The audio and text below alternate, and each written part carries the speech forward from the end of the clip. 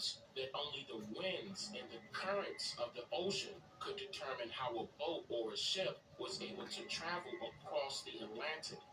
revealing the true reason why explorers initially sailed to South America instead of North America first. Also, the winds and the climate made trading and traveling across the ocean very time consuming, resulting in slowly paced travels that would require several weeks and even months to reach a single destination, yet alone a round trip, all while hoping that the captain sailor has the ability to stay on course. And by the way, this also exposes that these ships were not able to literally travel straight across from one continent to another, due merely to the ocean's current,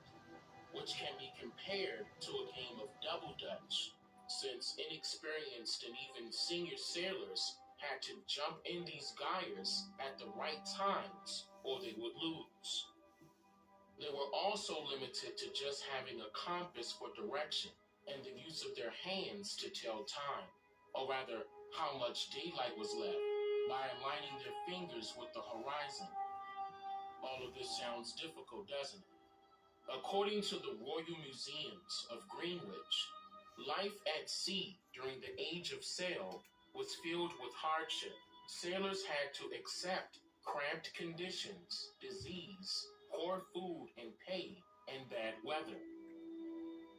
So, if the sailors had to endure famine for weeks and even months, no pay and no work, sicknesses and diseases, treacherous weather climates, and even cramped living conditions, then how would anyone be able to control, feed, and successfully keep alive hundreds to thousands of so-called slaves that were allegedly captured from Africa and packed like sardines below the deck of their sailboats?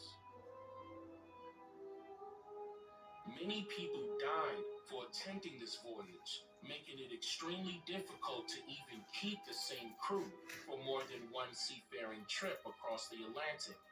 So, in hopes of immediately providing a safer passage by learning the hard way, capacity stipulations were forced on the sizes of cargo and the passengers aboard. But these treacherous conditions continued to plague the foreigners for centuries, making it unrealistic to transport millions of so-called slaves from one continent to another between the early 1600s to the late 1800s across the Atlantic. This is why you would not find any historical evidence nor